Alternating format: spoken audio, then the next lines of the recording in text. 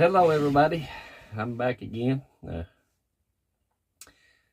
What I wanted to talk about, which I think is important, is the future of farming and getting young people more interested in starting a farm or taking over the family farm.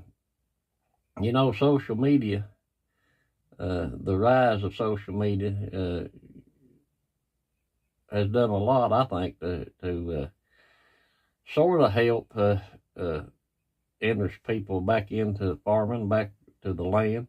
One is Stoney Ridge Farmer. I don't know if y'all followed him. He's on YouTube. He's got about 860-some thousand followers, I think, or subscribers, and he's on Facebook.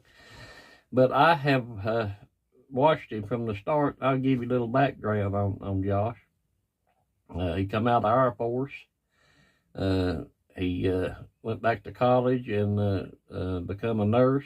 And from there, he bought a farm off of one of his patients and started his journey. I watched him. He bought a tobacco farm, a growed-up tobacco farm. And he clear cut the timber, and I watched him clear the land, sow his grass seed. He started with goats, and then he had some hay fields, and he bought some used equipment. I even watched his baler catch far. But he has went and done interviews, and he has showed hog processing, chicken processing, gardening, and then he finally got his cattle, and is on a journey of regenerative farming right now. I don't agree with everything Josh says or does, but I agree with 96%. I agree with him more than I disagree. Matter of fact, he's the reason I started my first YouTube video was about him, because he made me mad on the live stream. I misunderstood what he was saying, but I done made the video and put it up before I realized that what he was really saying. But he's starting a first generation farm. He's gone through a long journey with divorce, and I hope he remarries and has kids to pass his farm down. He's doing a great job, but what he's done, he's used social media to build his infrastructure. And I've seen some mean, bad comments on him. People saying it must be nice to have that equipment or this equipment, and but he's got it the honest way. I seen him get his first sponsor on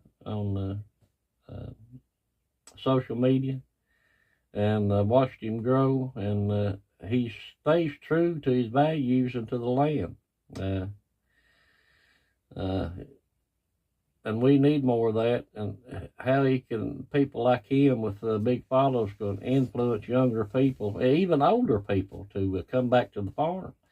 You don't have to be young to start a farm. We've got to have more farmers, and he teaches us a lot of things on showing how to garden in the container boxes, and with getting older, it's a lot easier to do it in container boxes. I can tell you that, or tubs, or or the traditional way, whichever you enjoy or are able to do. And his cattle, he's a lot like I've become, with no medication unless absolutely has to, and deworming naturally, and which we're in the process of going to try to start selling beef off the farm, and it's food to table.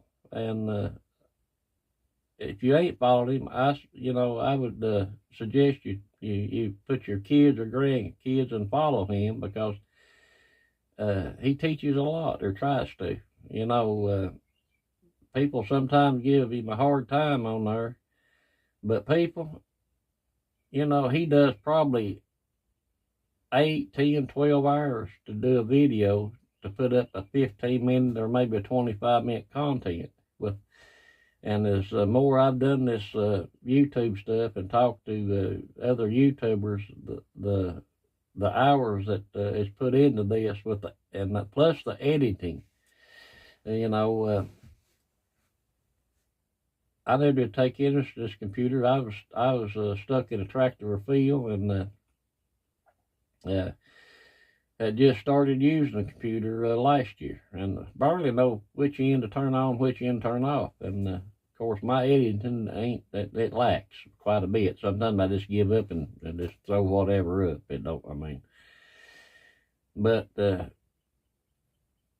we need more like Josh to get people back interested in the farming. And you know, he don't get too political, but he has a view. And you know, people on these videos try to stay non-political, but with the regulations and the stuff that these city people that's getting elected are trying to stop farming, you can't escape it. You can't stick your head in the sand no more, because the regulations and laws they try to pass could possibly destroy our food system and the way the people in the rural lifestyle is, and their choices to take over the family farm or start a first generation farm like Josh. But it is so important, like I say, that, you know, to get back to our sustainability, you know, and be self-sustainable in our food, and get more people back into growing their own food and processing their own food, you know, and being able to sell it to your neighbors or you know, or share to your neighbors. You know, you know, they try to make regulations, you know, where you can't give nobody nothing. But that's why his channel is so important, to showcase real sustainability. And if you ain't checked Josh out, it's Stoney Ridge Farmer. He's on YouTube or he's on Facebook. He got a big following, and he puts out good content, and it's worth watching, and it's worth showing it to your kids or grandkids or yourself if you're interested in. And you don't have to be young to start a first generation farm. We just need more people to get back into the rural way of life. That's my belief. But anyway, there's more channels out there. I like the One and Only Farmer. He just straightforward.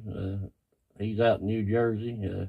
He's got pretty good content. He's more into the corn, soybeans, and he's into a lot of hay production. But you know, we need those people, and we need to keep them on social media. You know, I'm just an old fart who's doing this, and will never be as big as these guys. But I think I'm doing what little I can to bring awareness to our food and their, you know, what these politicians, these globalists are trying to do. You know, is to stop farming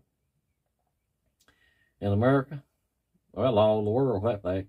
If you followed the news, you've seen what they've done in the last 4 years, or what they've tried to do. But anyway, I hope you like this video, and the good Lord willing, I'll see you next time. And God bless each and every one of you. And check old Josh out at Stoney Ridge Farmer. And I think you'll be a blessing to you and your grandkids and your kids. Let's grow a garden, and let's get back to being self-sustainable. God bless you.